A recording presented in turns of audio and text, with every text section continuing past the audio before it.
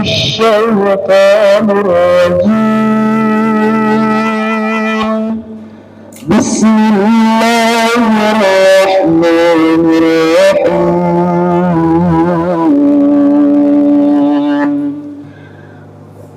هل ننبئكم بالأخسرين أعمالا الذين ضل سعيهم في الحياة الدنيا وهم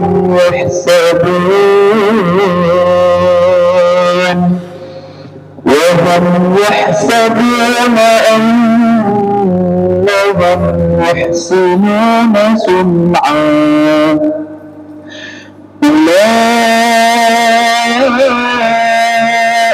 الذين كفروا بآيات ربهم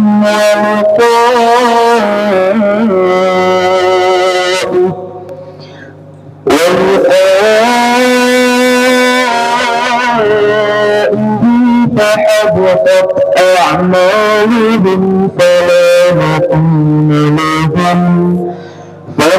نقيم لهم يوم القيامة وزنا. ذلك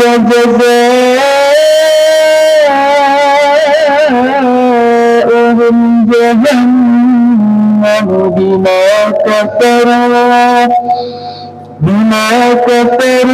واتخذوا آياتي ورسلي هزوا. إن الذين آمنوا وعملوا الصالحات كانت لهم جنات الفردوس نزلا خالدين فيها لا يبغون عنها حولا. قل لو كان البحر مدادا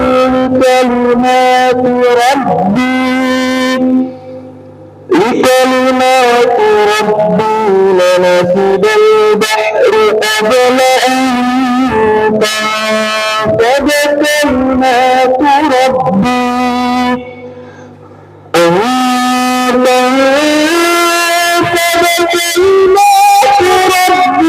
ولو جئنا بمثله مددا. إنما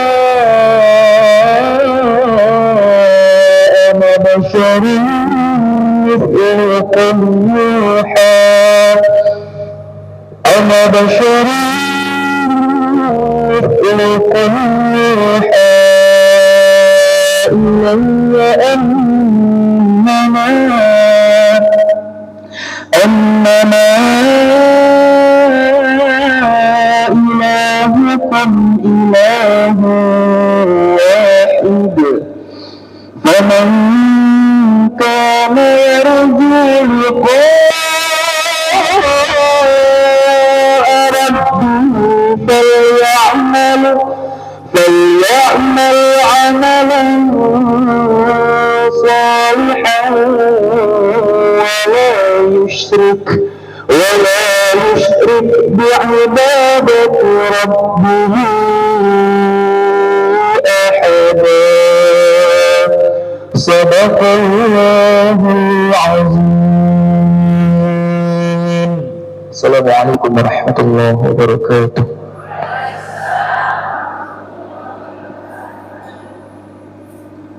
Assalamualaikum warahmatullahi wabarakatuh.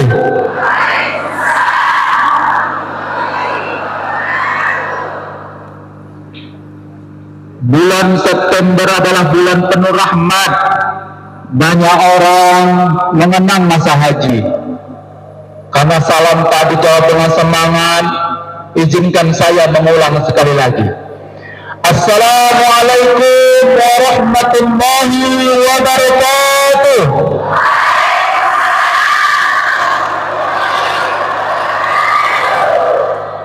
Alhamdulillahirabbil alamin. Wassalatu wassalamu ala asyrafil anbiya'i wal mursalin wa ala alihi wa sahbihi ajmain. Alhamdulillah, hari ini kita bertemu dalam acara tabligh akbar Dhamma Indonesiaku untuk membangun Kota Medan yang berlokasi di Masjid Raya Aceh Sepakat, Kecamatan Medan Petisah. Hari ini acara tabligh akbar Dhamma Indonesiaku untuk membangun Kota Medan mengangkat tema mewujudkan balasan amal yang akan dibahas tuntas nanti oleh pemateri kita. Untuk itu bersama kita sudah hadir beberapa majelis taklim di Kota Medan. Kami ingin berkenalan dengan majelis taklim yang pertama. Silakan ibu-ibu, dari mana? Majelis Taklim Al-Furqan Soleha bersama UNS. Baik, terima kasih. Kemudian majelis taklim selanjutnya, silakan ibu, dari mana? Kami dari pengajian Majelis At-Taqwa. Baik, selanjutnya dari majelis taklim berikutnya. Majelis Taklim Al-Ihsan 1. Bina Ukhuwah Islamiyah. Allahu Akbar. Baik, selanjutnya ibu, dari majelis taklim mana? Majelis Al-Ihsan 2.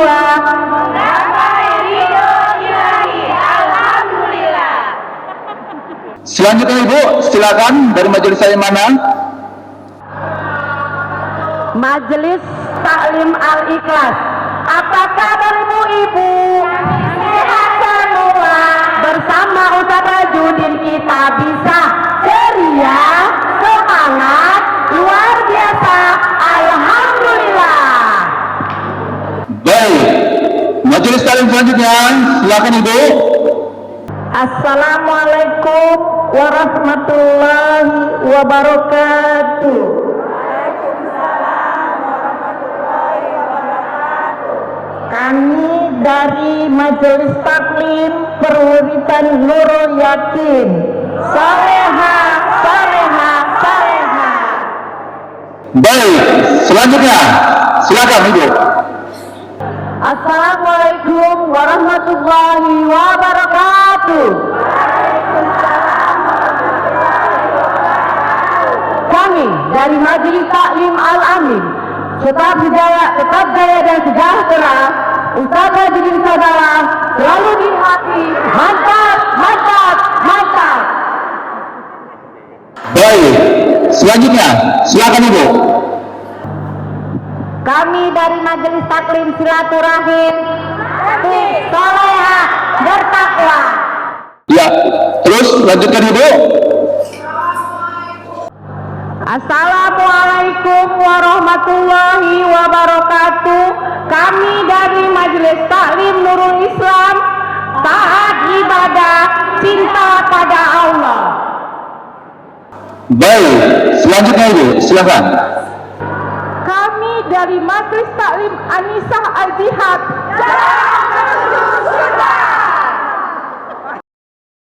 Baik, seterusnya ibu, silakan. Assalamualaikum warahmatullahi wabarakatuh. Kami dari Majelis Taklim Al-Jami Petisah Tengah berdakwah membangun bangsa. Allahu Akbar, Allahu Akbar, Allahu Akbar. Iya, terus bu, silakan. Kami dari Majelis Taklim Radina Sumalin selalu di hati bersama USR. Allahu Akbar. Baik, alhamdulillah kita sudah bersama dengan kelompok majelis taklim di Kota Medan dalam acara tabligh akbar Dhamma Indonesiaku untuk membangun Kota Medan, dan tema melekitkan balasan amal yang langsung diliput oleh TV1. Hadir bersama kita pemateri pada hari ini yaitu Ustaz Haji Rajudin Sagal SPDI, Wakil Ketua DPRD Kota Medan sekaligus ulama Kota Medan. Assalamualaikum Ustaz. Sehat? Alhamdulillah.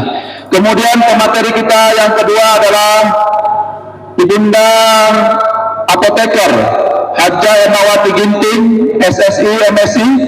Beliau adalah dosen sekaligus analis keluarga sehat dan sejahtera. Assalamualaikum Bu Haja. Sehat Bu Haja? Alhamdulillah. Baik. Langsung saja kita memasuki acara pada hari ini, yaitu pada kesempatan pertama kami mintakan kepada Ibunda Apoteker Hajah Ernawati Ginting, SSI MSI, dalam hal ini akan mengupas tentang apa sih pentingnya keluarga sehat menurut Islam. Kepada Ibu kami persilahkan.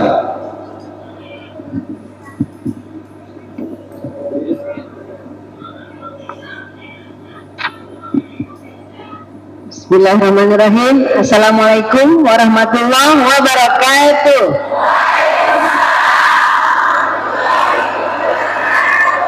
Terima kasih saya ucapkan kepada Ustadz Rajin Sagala, juga Bapak Moderator, kru dari TV One, ibu-ibu majelis taklim. Ada hari ini 12 perwitan yang hadir. Tepuk tangan untuk ibu-ibu.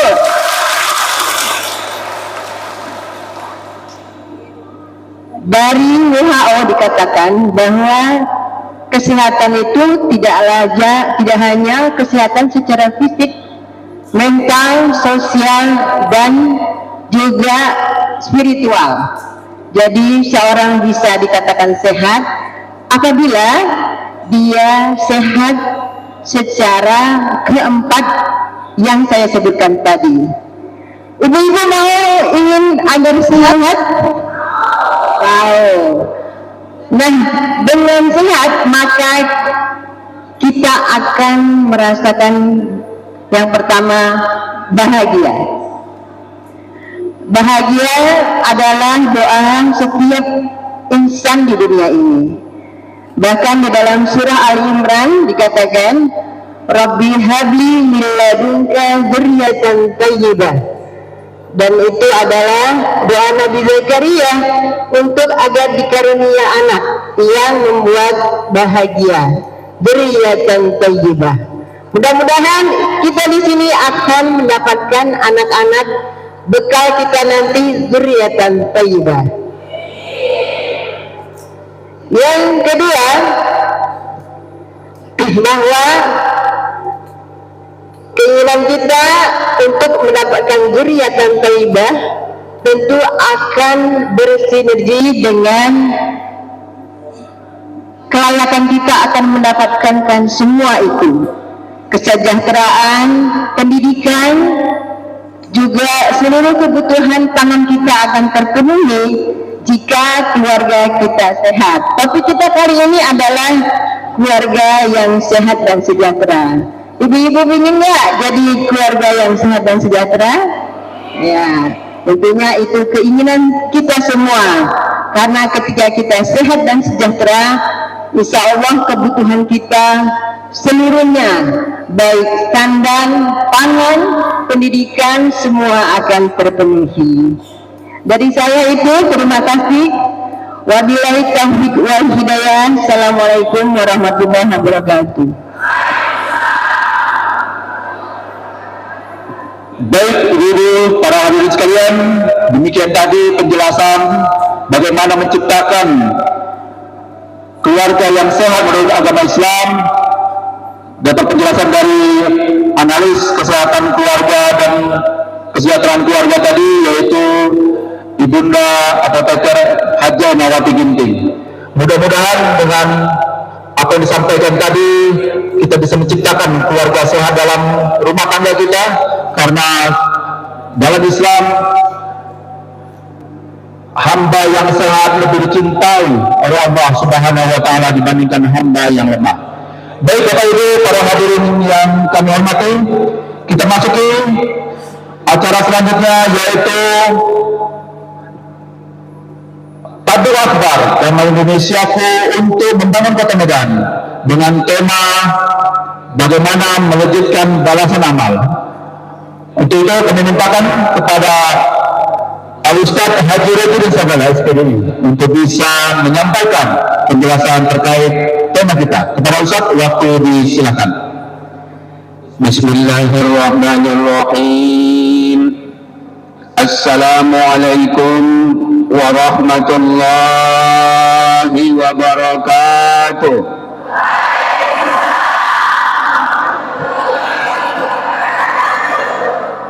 Alhamdulillahi rabbil alamin. وبه نستعين على أمور الدنيا والدين والصلاة والسلام على سيد الأنبياء والمرسلين وعلى آله وأصحابه أجمعين. Bunda-bunda solehah semua yang sama-sama kita muliakan dan kita hormati, syukur alhamdulillah pada kesempatan yang mulia ini kita bisa hadir di sini. Mudah-mudahan hadirnya kita di sini bagian dari cara kita untuk bisa menghadirkan kita semua nanti di surga. Amin ya rabbal alamin. Salawat dan salam mari sama-sama kita sampaikan kepada Nabi kita, Nabi besar Muhammad Rasulullah sallallahu alaihi wasallam. Para pemirsa TV1 dan bunda-bunda soleh semua yang saya muliakan dan saya hormati, tadi Ibu Ernawati Ginting telah menyampaikan kalau kita ingin menjadi muslimah yang baik, menjadi muslim yang baik, fisik kita harus kuat, fisik kita harus sehat.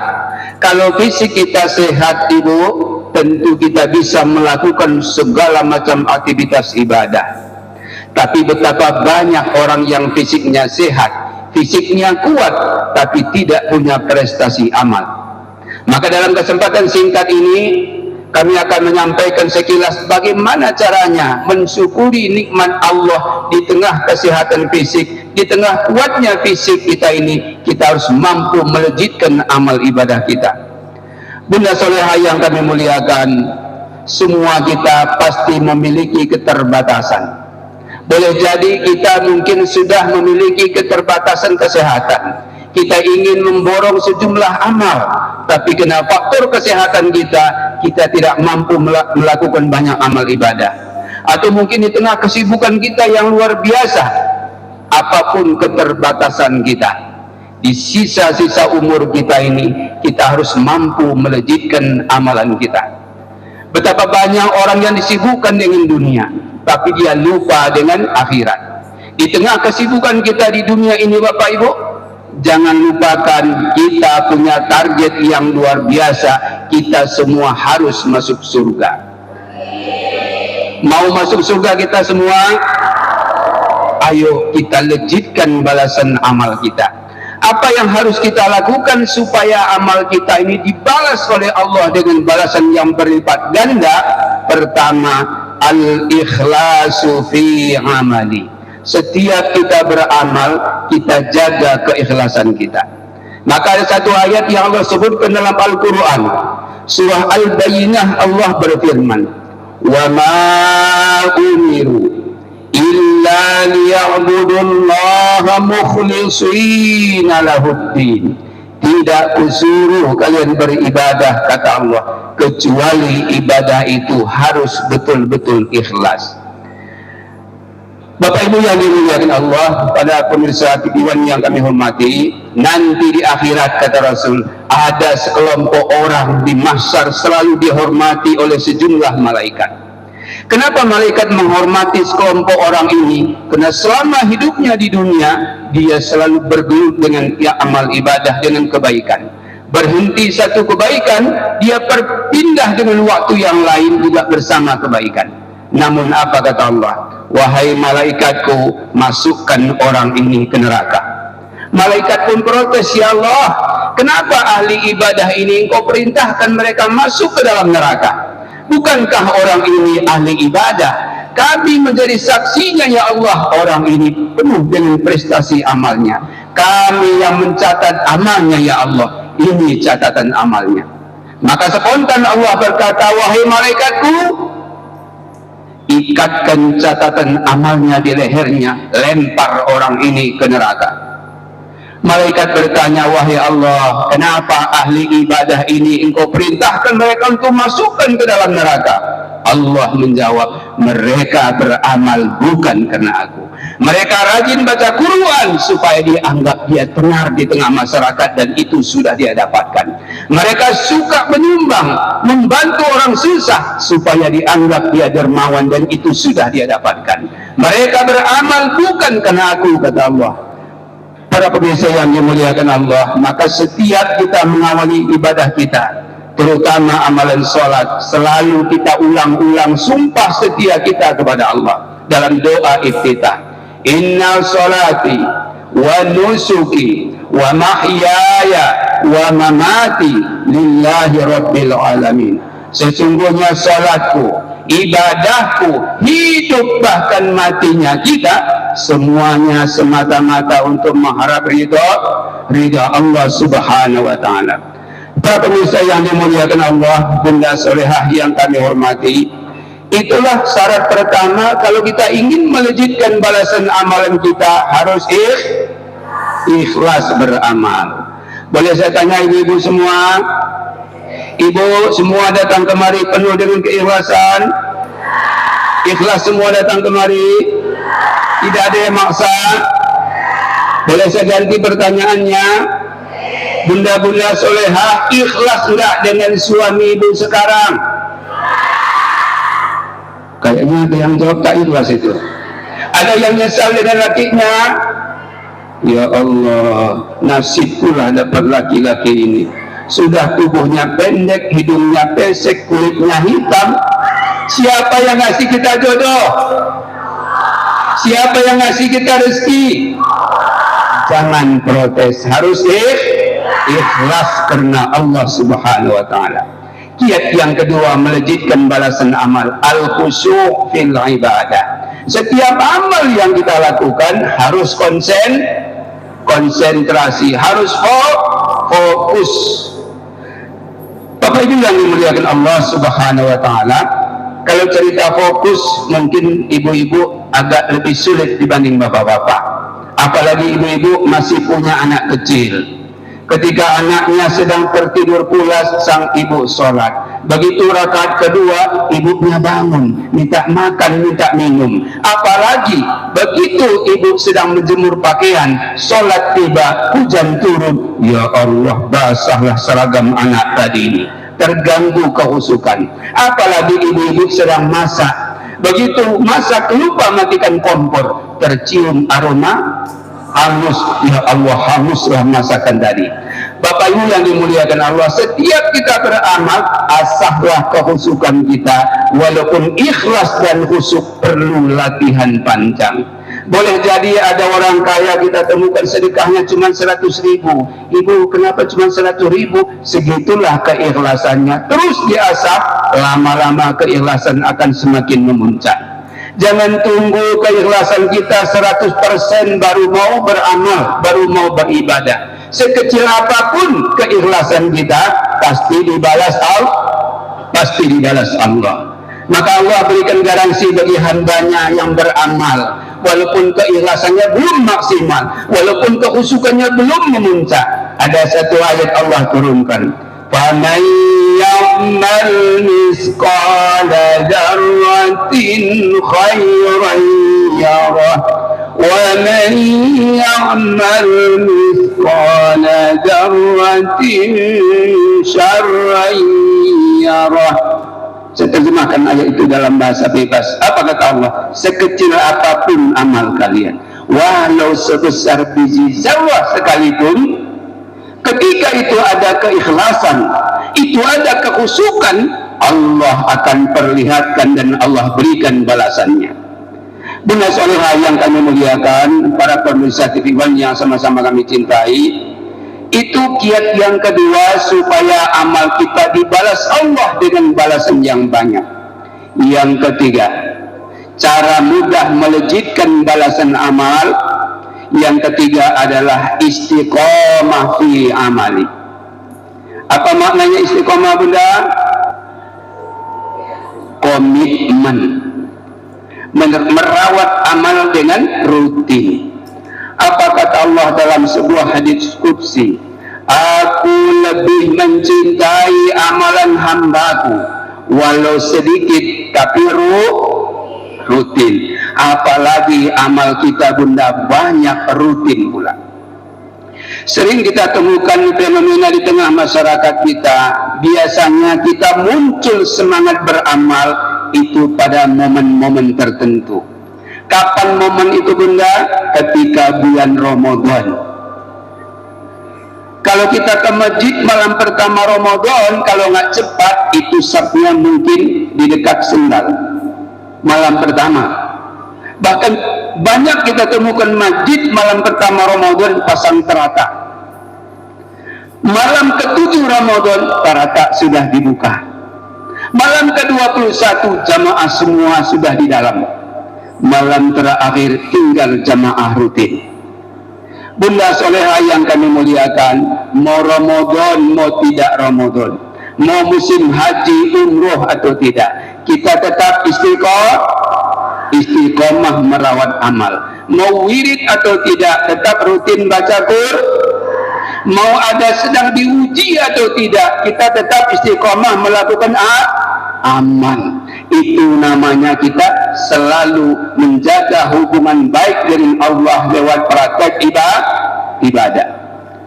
Bapak Ibu yang dimuliakan Allah Subhanahu wa taala, yang terakhir yang keempat, kiat mudah melejitkan balasan amal, as-sabru, sabar saat diuji. Semua kita ini bunda-bunda solehah pasti diuji Allah. Rasul beberapa hari menjelang wafat, beliau berpesan kepada kita umatnya, wahai sahabatku, wahai keluargaku, tahukah kalian nanti di akhir zaman ada 3 ujian berat untuk umatku. Kita sampaikan ini bunda-bunda solehah semua untuk keluarga kita. Apa ujian terberat untuk umat Muhammad di akhir zaman? Pertama, diuji dengan harta. Betapa banyak orang diuji dengan kemiskinan, dia sukses, rajin dia ibadah, dekat dia dengan Allah, dia sering baca Quran, gemar dia dengan ketaatan. Walaupun ada sebagian umat Islam ketika Allah uji dia dengan kemiskinan, bahkan imannya dijual. Gara-gara dapatkan jodoh yang beda agama, dia rela murtad. Jangan sampai ada pada keluarga kita. Walaupun banyak sukses, ketika orang diuji dengan kemiskinan, dia sabar, dia tetap dekat dengan Allah, rajin dia ibadah, Allah naikkan ujiannya. Maka dalam satu ayat Allah sebutkan, jangan kalian mengira bahwa kalian sudah beriman, padahal kalian belum aku uji, kata Allah. Maka semua kita pasti diuji oleh Allah Subhanahu wa taala. Maka ujian yang pertama yang paling berat untuk umatku di akhir zaman, kata Rasul, ketika mereka diuji dengan harta. Dulu waktu dia masih miskin, dia berdoa, ya Allah, angkat derajatku, beri aku kekayaan ya Allah. Kalau nanti aku kaya, aku yang nyari orang miskin, ku berikan apa yang menjadi kebutuhannya. Allah lihat sambil berdoa dia menangis. Udahlah, kata Allah, ku angkat dia menjadi orang kaya. Begitu dia kaya, Bapak Ibu, pelitnya minta ampun.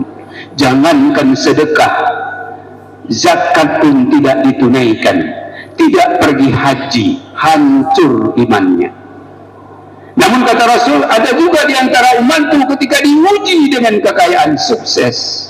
Dia tunaikan zakat, dia pergi haji, gemar nolong orang susah, membangun masjid, mendirikan pesantren. Apa kata orang? Hebat ibu ini, paten bapak ini, dermawan dia, namanya terkenal.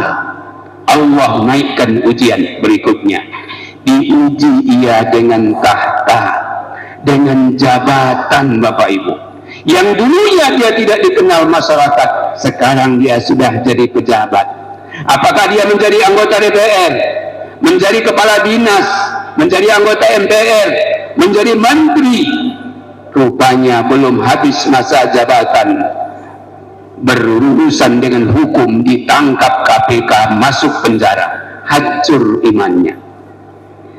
Para pemirsa sekalian, bunda solehah semua yang kami muliakan, Ada orang diuji dengan tahta, dengan jabatan sukses. Dia keluarkan peraturan, perda, berpihak pada umat, melindungi masyarakat. Dia gunakan jabatannya untuk memberikan layanan yang terbaik untuk masyarakat. Namun ada satu ujian, kata Rasul, yang berlaku hanya untuk laki-laki, diuji dengan perempuan. Begitu diuji dengan perempuan, habis imannya. Dia rela meninggalkan iman untuk mendapatkan seorang wanita. Para pemirsa TV1, bunda soleh semua yang kami muliakan, 4 kiat inilah yang harus kita rawat di sisa-sisa umur kita ini, supaya nanti ketika ditimbang amal kebaikan kita, ternyata Allah balas yang sangat luar biasa balasannya. Allah ampunkan seluruh dosa kita, Allah lejitkan balasan amal kita, sehingga nanti Allah akan mudahkan kita semua masuk surga. Amin ya rabbal alamin. Mudah-mudahan 4 kiat ini kita rawat, kita sampaikan kepada keluarga kita, dengan harapan semua keluarga besar kita nanti akan saling Allah pertemukan kita semua di surga. Amin ya rabbal alamin. Demikian mungkin yang bisa disampaikan. Mana tahu nanti ada di antara ibu-ibu yang ingin bertanya, menyampaikan keluh kesahnya, akan kami jawab sesuai kemampuan kami. Terima kasih. Assalamualaikum warahmatullahi wabarakatuh.